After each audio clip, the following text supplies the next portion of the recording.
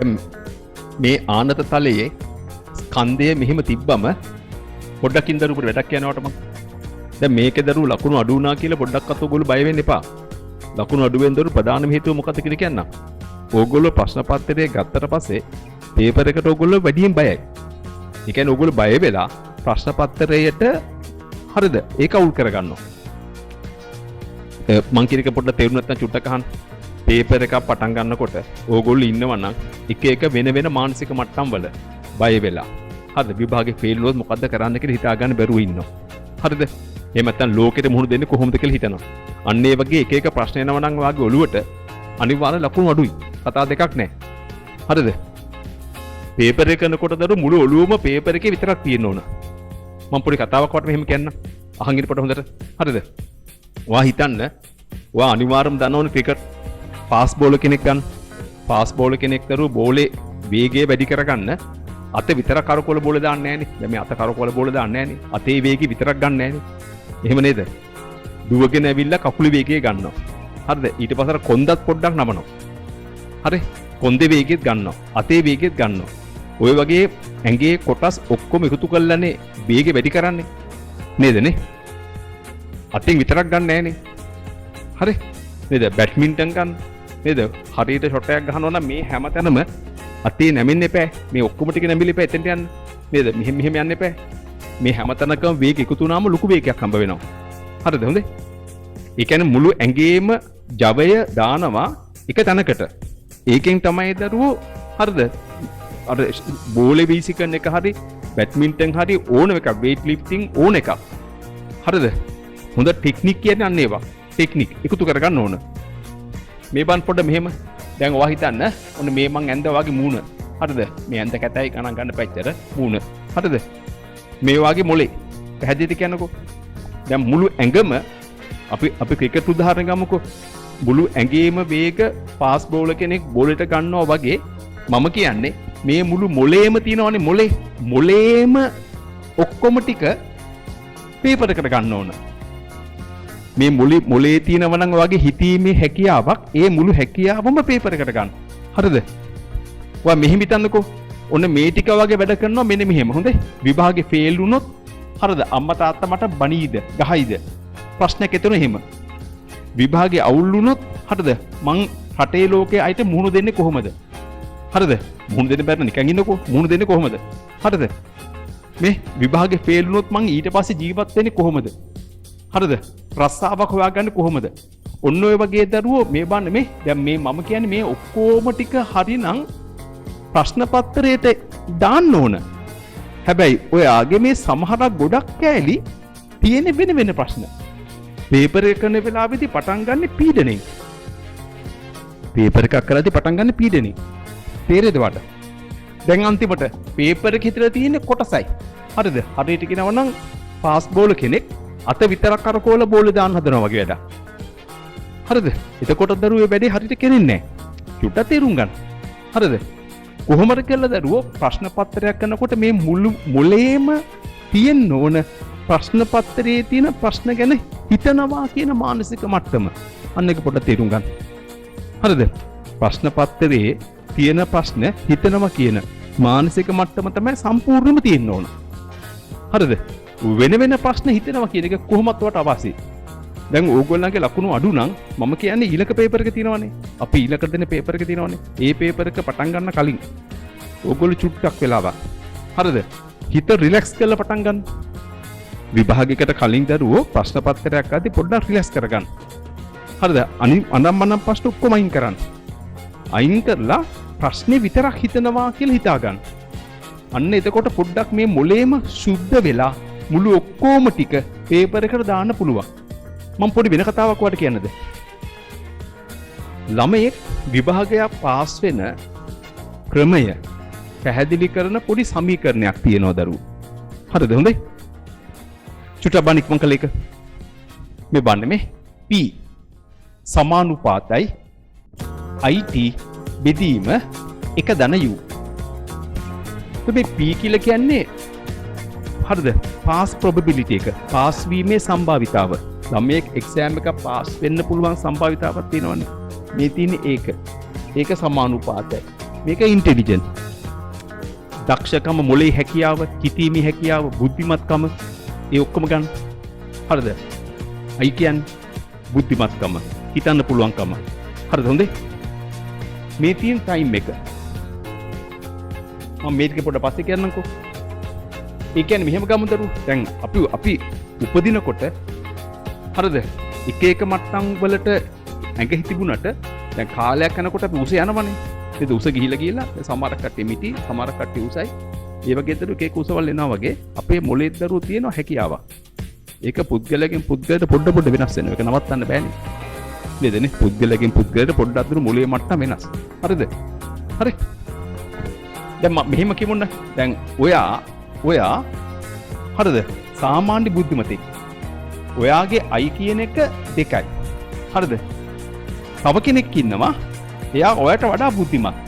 එහෙනම් එයාගේ අයි කියන එක න 4යි. ඔයාලට පැහැදිලිද කියන්නේ? ඔයාගේ 2යි, එයාගේ 4යි. හැබැයි ඔයා විභාගෙට හරි උනන්දුයි. ඔයා උනන්දුයි. ඒ නිසා ඔයා විභාගෙ වෙනුවෙන් මේ තින් ටයිම් එක විභාගෙ වෙනුවෙන් ඔයා පැය 4ක් වැඩ කරනවා. ඒතර මට කියන්නකෝ ඔයාගේ i සමානයි 2 නම් හරිද? it සමානයි 2 ඒවා 4ක් එවත් නේද? 4යි 8යි 16යි. මේ බන් පොඩ්ඩක් 16යි. හරිද? හැබැයි මේ මොලේ තීන ළමයා එයා හරිද? එයා හරි කම්මැලි. එයා වැඩ කරන්නේ පැය 2යි. හරිද? එතකොට එයාගේ නම් මේ බන්න මේ 4 2 ඒත් 16යි. අන්න බලන්න පොඩ්ඩක් මොලේ තියෙන ළමයා අඩුවෙන් වැඩ කළොත් අර මොලේ අඩු ළමයාගේ සම්භාවිතාවම තමයි පාස් වෙන්නේ. දෙන්නම 16යි. ඒක නිසා අනිවාර්යයෙන්ම විභාගයක් වෙනුවෙන් වෙන් කරන කාලය වැඩිවීම අනිවාර්යයි. විභාගයක් වෙනුවෙන් වෙන් කරන කාලය වැඩි කරන්න. ඒක අනිවාර්යයි. පැහැදිලිද වට? හොඳේ. අද විභාගයක් ලඟ වෙනකොට නම් ඉතින් තවත් කාලයක් නෑ. නමුත් විභාගයට කලින් ඉඳන් ලැහැත්ති වෙනවා නම් ඔයාගේ ටයිම් එක වැඩි නම් අනිවාර්යෙන් වට පාස් වෙන්න පුළුවන්. ඒක මෙන්න මෙච්චරයි. දැන් මිටි අයත් දරුවෝ ජිම් එකකට ගිහිල්ලා කොහොමද කළා එක්සර්සයිස් කළා උස යනවා කියලා කියමු. මහන්සි වෙලා නේද? අන්න ඒ වගේ තමයි මේකත් දරුවෝ නේ. මොලේ අඩුවෙන් ඉපදුනා කියමු ප්‍රශ්නයක් නෑ. වැඩිපුර කාලේ දාන්න. එතකොට බ්‍රයිටෝ 4 වගේ අය වට ඉස්සර ගන්න පුළුවන්. හරිද? පැහැදිලිද කියන්නේ? මෙන්න මේ U කියලා කියන්නේ මොකද්ද? අන්න ඒ ගැන තමයි මම මේ කතා කළේ දරුවෝ. මේ U කියලා කියන්නේ අප්සෙට් එක. මේ වගේ ප්‍රශ්න මේ අර කිව්වේ අම්මා තාත්තා බනීද රස්සාවක් හොයාගන්න බැරි වෙද්ද මං කොහොමද පස්සේ කාලේ පවුලක් පන්සලක් වෙන්නේ වාහනයක් ගන්න ඕනේ ඔළුවේ තියෙන්නේ නේදනේ? හරිද? ඒ ටියුෂන් සෙල් පුළුවන් තරම් පින්නනේ වාහනනේ. ඒක වාහිතන ආනේ මං කොහොම ලොකු නම් වාහනයක් ගන්නවා. ඔය ඔළුවේ තියෙනේවනේ නේදනේ? දැන් එතකොට ඔළුවේ වෙන ප්‍රශ්න කතා කරනවා කියන එක තමයි අද මේ අප්සෙට් එක කියලා කියන්නේ. ඔළුවේ තියෙන වෙන ප්‍රශ්න. අනිතට අප්සෙට් එක. අපිට නිකන් පොඩ්ඩ වැඩ බලමුද? මොන බලන්න. අපි තුමේ උඩ කෑල්ල 100යි කියලා. හිතන්න මේක 100යි කියලා. 100 බෙදීම. යම් කිසි ළමයෙක් මේ මම කියන විදියට මෙන්න මේ ටික මුකුත් නැතුව යනවා. අප්සෙට් එකක් නැහැ. මුළු මොලේම දාලා විභාගෙට. හරිද? එහෙනම් මෙතන 1 ගන්න. එයාගේ අප්සෙට් එක බිඳුවයිනේ. මට කියන්නේ 100 බෙදීම 1 ලැබෙන්නේ 100යි. අන්න බලන්න. එයා විභාගේ පාස් වෙන සම්භාවිතාව 100යි. හරිද? පැහැදිලි? හැබැයි ඒ ළමයා මොකක් හරි එක කාරණයක් එයාගේ ඔළුවේ කරකිනවා. පීඩනයක් විදිහට එක කාරණයක් කරකිනවා. එකක් කරකිනවා. මොකක් හරි එකක්. මේ ටික නෑ. හරිද? මේ ටික ඔක්කොම විභාගෙට මේ බලන්න මේ ඔක්කොම විභාගෙ වෙනුවේ ප්‍රශ්න පත්‍රයේ ලියනකොට මේ ඔක්කොම ටික ප්‍රශ්න පත්‍රයේ ප්‍රශ්න ගැන කල්පනා කරනවා. හැබැයි මේ ටික විතරක් අප්සෙට්. දැන් මට කියන්නේ 100 බෙදීම 1 දන්න. මෙතෙන්ට මම දානවා 1ක්. අප්සෙට් එක 1යි. සමානයි. 100 බෙදීම 2යි. මෙන්න බෝලේ 50ට බැස්සා. දැක්කද? ඒ කියන්නේ අප්සෙට් එකක් නැත්තම් කෙලින්ම 100ෙන් පාස් වෙනවා. හැබැයි අප්සෙට් එකක් ආපු ගාම වෙන මොකද්ද? 50ට බහිනවා. පැහැදිලිද? ළමයාගේ මොලේ තවත් එකක් වැඩ කරනවා. මේ අප්සෙට් 2යි. මේ දෙකම දෙදිරින් බණි හරිද? ජීවත් වෙන ක්‍රමයක් නැහැ. හැබැයි මේ ටික වැඩ කරනවා. හරිද? දැන් මොකද වෙන්නේ? හොඳ බලන්න මේ 100 බෙදීම 1 ධන 2 සමානයි 100 බෙදීම 3 එපත් 33.3. හරිද? දැන් ඇතිනේ මං කිව්වා මොකද්ද? ඔයා අප්සෙට් වෙන්න ඔයාට වෙන්නේ මොකද්ද? විභාගේ පාස් වීමේ සම්භාවිතාව අඩු වෙන එකයි. ඒක නිසා විභාගයට යනකොට දරු ප්‍රශ්න පත්‍රයක් කරනකොට දරු හරිද? මේ අනම්මනම් කෑලි මුකුත් එපා. වැඩක් නැහැ. තීරුමක් නැහැ. තව මොකක් හරි හිතුවා කියලා ඒකෙන් වට අවාසියක් මිසක් වාසියක් වෙන්නේ නැහැ. හරියටම පේපර් එකේ දෙන ප්‍රශ්න ගැන කල්පනා කරන්න. හරිද? වෙන මුකුත් එපා. හරිද? අර මං කිය පාස් බෝල කෙනෙක් ඇඟේම හයිය බෝලෙට දානවා වගේ මුළු මොලේම හයිය දාන්න පේපර් එකට. පැහැදිලිද? මේ චුට්ටක් පොඩ්ඩක් බලන්නකෝ. මේකත් දැන් මම ලිව්වේ P සමානුපාතයි IT බෙදීම එකදෙන U කියලානේ.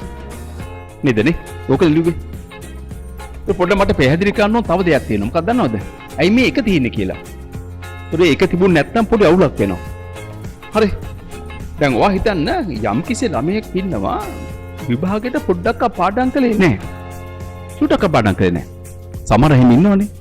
ඉතින් පාඩම් නොකරපු ළමයා අතර විභාගයට අප්සෙට් වෙන්නේ නැහැනේ. මොකද මිනිහා කොහොමත් විභාගය අත්හැරලා තියෙන්නේ. අත්හැරපු ළමයා කොහොමත් ගාණක් ගන්න යන්නේ නැහැ.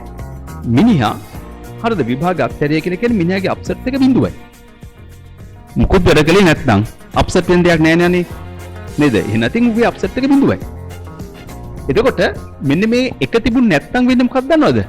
එක තිබුණ නැත්නම් මේ සමීකරණේ IT බෙදීම යුනේ.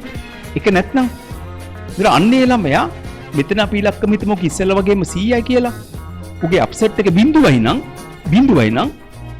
100 බෙදීම බිඳුව නේද? නේ?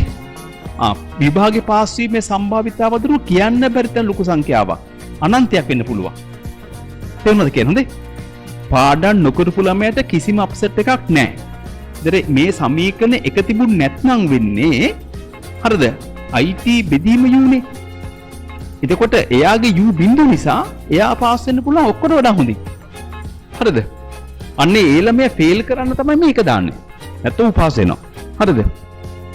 ඊළඟ වැඩේ මෙතන පොඩ්ඩක් බලන්න හොඳේ. දැන් මේ තාම තියෙන දු සමානුපාතික ලකුණ. මේක සමාන කරගන්න පුළුවන්. તો මේක සමාන කරගන්න මම දානවා L කියලා නියතයක්. හරිද? IT බෙදීම එක ධන U. මොකද්ද මේ L එක කියන්නේ? දර අපේ එකට කියන ලක් එක කියලා දරුවෝ. අන්න එක පොඩ්ඩක් වැදගත්. හොඳේ. කොහොමද දරුවෝ ලක් එක පොඩ්ඩක් තියෙන්නත් ඕන. සාමාන්‍යයෙන් දරුවෝ අයිලන්ඩ් ෆස්ට් සෙකන්ඩ් තර්ඩ් ගමු. ඔයා හිතනවද අයිලන්ඩ් ෆස්ට් එකනයි සෙකන්ඩ් එකනයි අතර මොලේ වෙනසක් තියෙයි කියලා? ආයි පේපර් එකක් දෙන්න. ආයි පේපර්ස් ටිකක් දෙන්න. සමහරට අයිලන්ඩ් පහ වෙච්ච ළමයා ෆස්ට් වෙයි. මේ පාර අයිලන්ඩ් ෆස්ට් වෙච්ච ළමයා හැමදාම ෆස්ට් වෙන විදියක් නැහැනේ. ඒ යාගේ ලක් එක දරුවෝ. පැහැදිලිද කියන්නේ? හැබැයි ඒක හිතන්න එපා ඔයගොල්ලෝ හොඳේ. මොකද අපේ ලක් එක වෙනස් කරන්න බෑනේ. වෙනස් කරන්න බැරි දේවල් ගැන කල්පනා කරන්න එපා. ඒක තීරුමක් නෑ දරුවෝ. හරිද? මෙන්න සම්පූර්ණ සමීකරණය. P සමානයි L ලක් එක මොලේ හැකියාව බුද්ධිමත්කම විභාගයට වෙන් කරන කාලය අප්සෙට් එක. මේක බිඳුවක් කරගන්න. වට කරන්න පුළුවන් එකම දේ ඉච්චා තමයි දැන්ට. හොඳේ?